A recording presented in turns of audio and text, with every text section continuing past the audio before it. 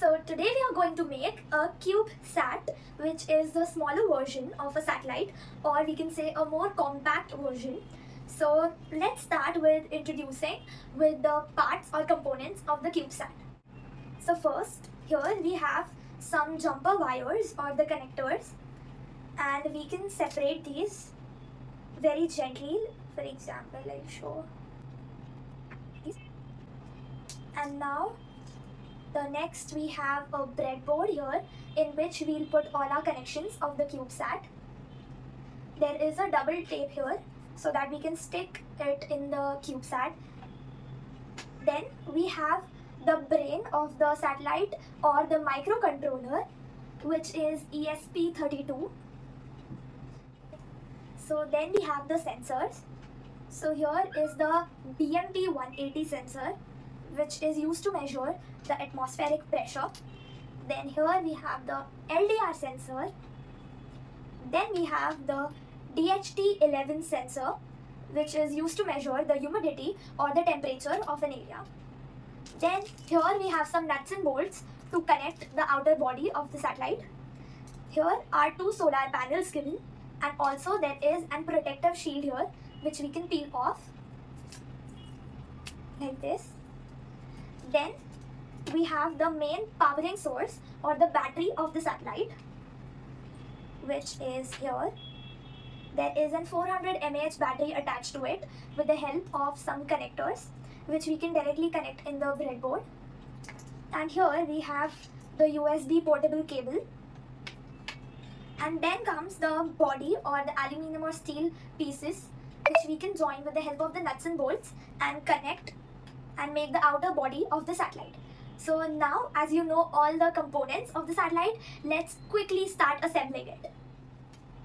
So here I have made a setup. I have separated all the jumper wires or the connectors. Then I have the breadboard. I have the microcontroller. And here I have the three sensors. So now let's start with assembling. So now here, as you can see, this is our breadboard, and here we have all the connections. So this is the power rail, positive and negative side. Here we have the columns of A, B, C, D, E, F, G, H, I, J, and then we have the rows of 1 to 30. So now we have to fit this microcontroller from 1B to 15B. And also we have to remember that this USB cable side has to face at the outer part. So now we are going to fit this in. The things you can see, the pins here should entirely go inside. So I'll press this gently. It should fit nice and tight from both the sides. Okay, as you can see, it got fit. And now I'll rotate this at the left. And as you can see, there is no empty column at this side, but here we have an empty column A, so we have to keep this side empty. Now after I've rotated this to left, I'll take this BMP180 sensor and I have to fit this from 820 to 823. So let's do this. In this too, I have to make the pins go fully inside. As we have connected these both, I'm going to connect it to the power rail. First I'll take one of the connector, and now I'll connect the positive terminal first. So I'll connect this at 23B, which is the VCC or the positive side of the sensor, and now I'll take it and attach it directly to the positive rail. Similarly, I'll attach it and I'll attach another wire from 22B, which is the GND or the negative side, to the negative rail in the power rail. So as you can see, this is the connection. Now I'll take one more connector, and now we'll do the SEL connection. For that, I'll connect this to the third pin of the sensor and connect it to the microcontroller's D22 pin. The second one, as you can see, D22.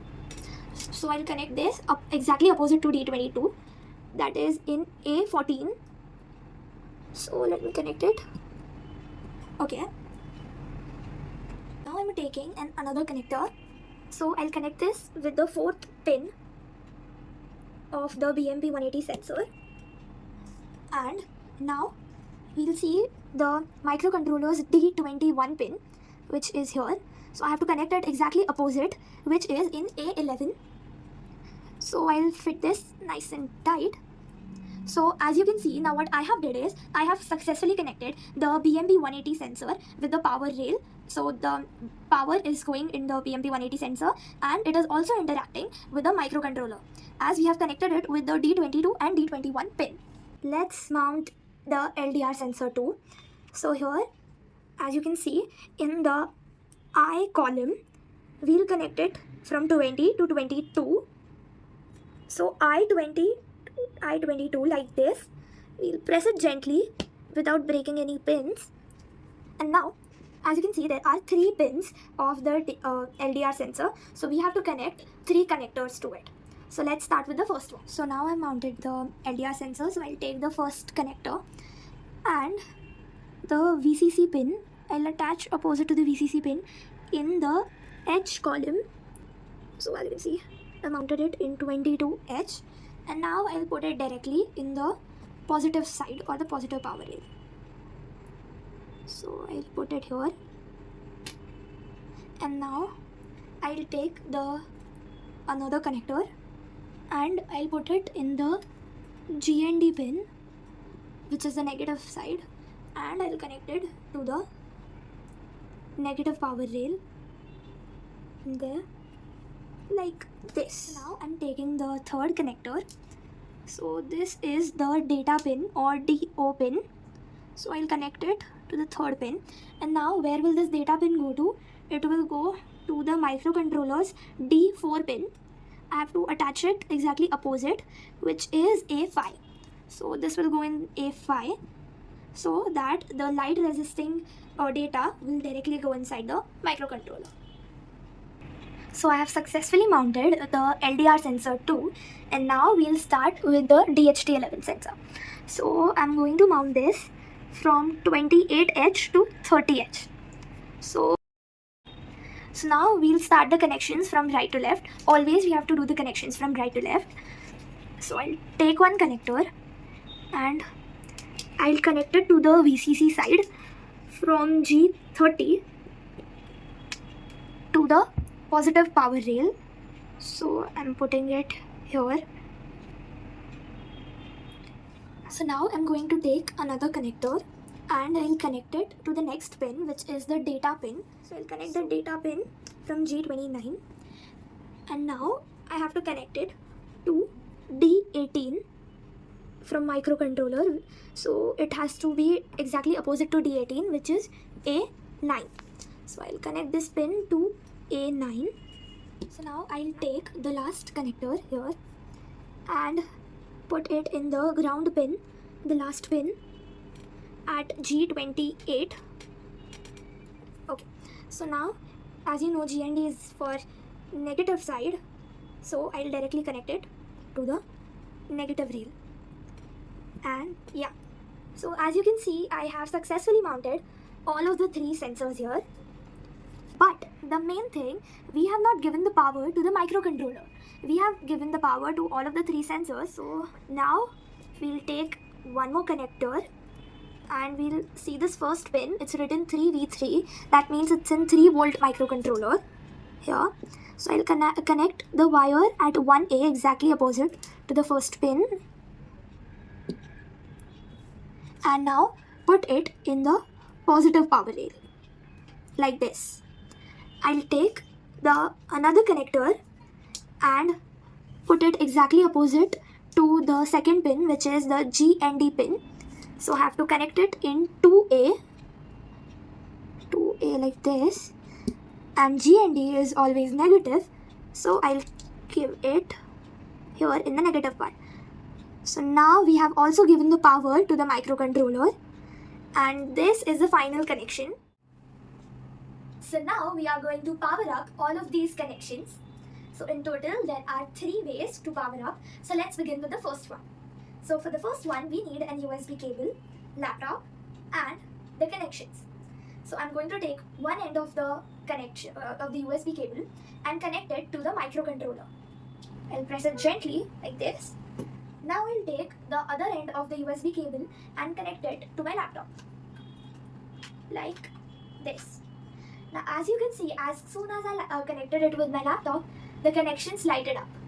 So there is a light in the microcontroller, there is a light in the LDR sensor, and there is a light in the DHT11 sensor. So you can see the red lights in all of the three. Now let's move to the second case. I'm going to take my 400 mAh battery and I'll connect one part of the USB cable to this gently, and now there are 4 wires here at this end. 2 of them are connected to the battery and 2 of them are here. So now I'll watch it properly. So this white wire is for the negative terminal and connect it to the negative side here. It's very delicate. And I will connect the red wire to the positive terminal like this, and as you can see, the connections lighted up. So with the help of this rechargeable battery, the energy is going to the breadboard and the connections are getting lighted up. So now let's move to the third way of lighting up the connections. So for that, I have already attached one end of the cable to the battery, and now I'll quickly attach the solar panels with the battery. So here I'll check out the negative and positive side. So first I'll connect with the negative side. One wire is attached here and the positive side of the wire is attached here. So now similarly I'll do it with the other solar panel also. Negative with negative, and then the positive one with the positive wire like this. Now I have made the connections, so I'll put the battery wires in the breadboard. For that, first I'll put the negative wire in the negative side and the positive one in the positive side. And as you can see, the connections lighted up. So now let's quickly move to the next step of assembling these connections into a CubeSat. So now let's start by making the outer body of the satellite, or we can say we are starting to make the bus of the satellite. So for that I have some nuts, some bolts, and here I have the outer aluminum or steel body of the satellite. So let's quickly start assembling it. So now I'm starting by taking the base of the satellite. I'll take 4 screws and place them like this over here. And now I'm going to put them above, put the aluminum body here like this. So I'm attaching 4 of the screws to the aluminum body or the base of our satellite. Okay, so now I'm going to take this part and attach it over the sides, but I have to make sure that these 2 holes come at the downside like this. So I'll put it here. Similarly, I'll take this and see the holes are down and place it here. Now I'm going to take this solar panel connecting body and I'm going to place it this side. Okay, so now I'll put the screws and tighten this part. So I'll take one bolt. So I've tightened this. Now I'll take another bolt and screw it this side also. So now similarly, I'll take this solar panel connecting body and place it like this so that it becomes a cube shape. And now I'm going to tighten these 2 screws also. So let's start.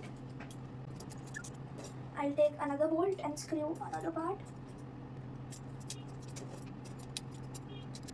Okay, so I've tightened this. Now to tighten it more properly, I'll take a screwdriver. I'll hold the nut from inside and start rotating this or start tightening this. The last one. Okay, so now I've fixed all of the screws properly and it is in a cube shape. So now let's start placing the parts or the components inside the CubeSat. For that, first I'll take my battery and now I'm going to place it in the base. So first I'll remove the double-sided tape and now I'll place my battery in. So I'll take 4 wires out from this side. I'll take this battery and place it here like this, tightly, nice and tight. Now the 2 wires, I'll remove it from the other side like this. Okay, now as you can see, our battery or the main powering unit is placed. So now I'll take this and put it down, and with the help of nut and bolt, I am going to screw this aluminium body from here. So now I am going to take this screw and going to put 2 screws here in first so that it gets in support like this. Similarly from the other side too. So 1 screw and the last one. Okay, so now I'm going to tighten it properly. For that I'll take bolts, place it on the screw and start tightening it. Okay, so now I'm done with all 4 corners, as you can see. Now let's move to the next step.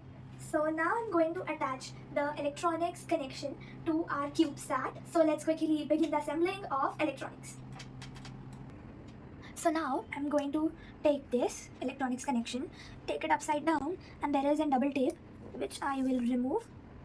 And now I'll place this over here like this, that the USB port comes out of this hole.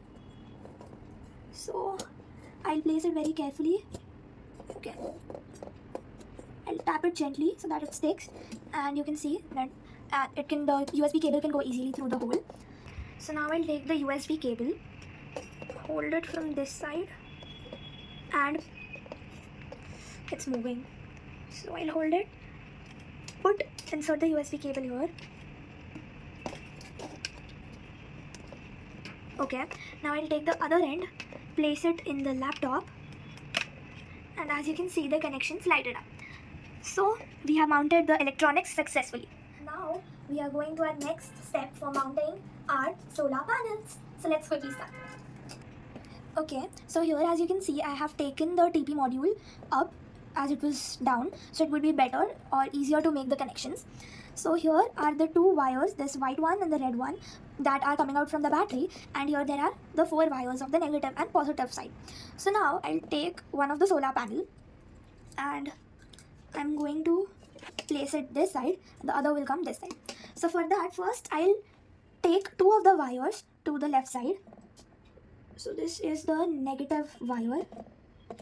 I'm taking it the other side for the second solar panel like this, and similarly I'll take the positive wire to the other side for our second solar panel. So basically there are 4 wires coming out here and 2 of them are here. So now I'm going to connect the solar panel. The black one is for negative, so I'll connect the 2 blacks, and the white one is for positive, so I'll connect 2 whites.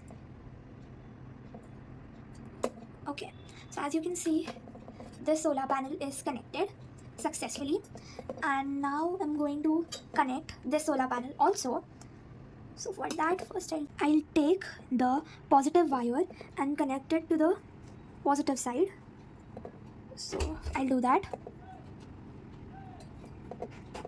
And now I'll take the negative wire here.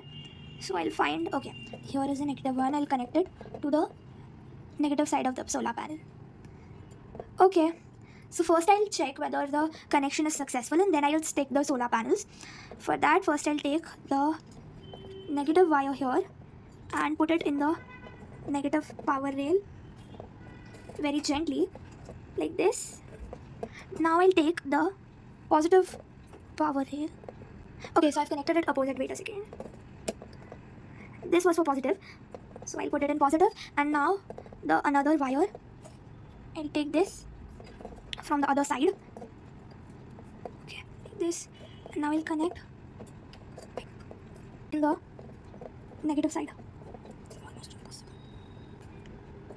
So as you can see, the connections lighted up.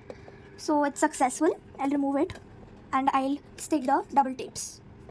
So now I'll take this here. I'll remove the double tape from this side and also from this side. Okay. I'll push these wires in like this, and now I'll connect the solar panel here. So I'll remove the double tape here quickly, and similarly I'll push the wires in from this side also and place it here. Pushed all the connections in and placed both of these solar panels perfectly. So now let's move to the next step. Okay, so now all the connections are done. Now I just have to close the top panel of the satellite. For that I'll take this and I have to connect, but there is a note that before connecting this top panel, you have to make sure that all your workings are done. Because when you close this panel, you can't open and connect it again. So either you have to use it with the USB cable connected to the microcontroller, or else you can just close it for time being, and then when the satellite is in use, when you want to take the readings, you can unscrew it and connect the connections. So now I'll show you how to connect the top panel. For that I have taken 4 sellotapes, screws and bolts, the satellite and the top panel. So let's quickly start. So now I'm going to start doing the connecting the top panel. For that I'll take one sellotape piece, I'll take the screw and place it over the sellotape like this, and now I'll take this and put the screw from the down part, okay, and stick the sellotape from down so that it can give a support to my nail and the nail doesn't fall down. Okay, like this I've connected. Now I'll do it with all the 4 corners. Okay, now as you can see, I've given support to all the nails. Now I'll place this upper panel here, push the wires down like this. Now to apply some force and keep it holding, I'll take the bolts and place it here. So I've connected all 4 sides, and now my satellite is ready. So now as you can see, my satellite is ready. Okay, so now let's see whether it lights up or not. So now as I have connected the top panel, I'll light it up with the USB cable. So from this hole, you can see there is the USB port of the microcontroller. I'll connect the USB cable from this side to the microcontroller's USB port like this. And now I'll connect the other end with the laptop like this. And as you can see, the connections lighted up.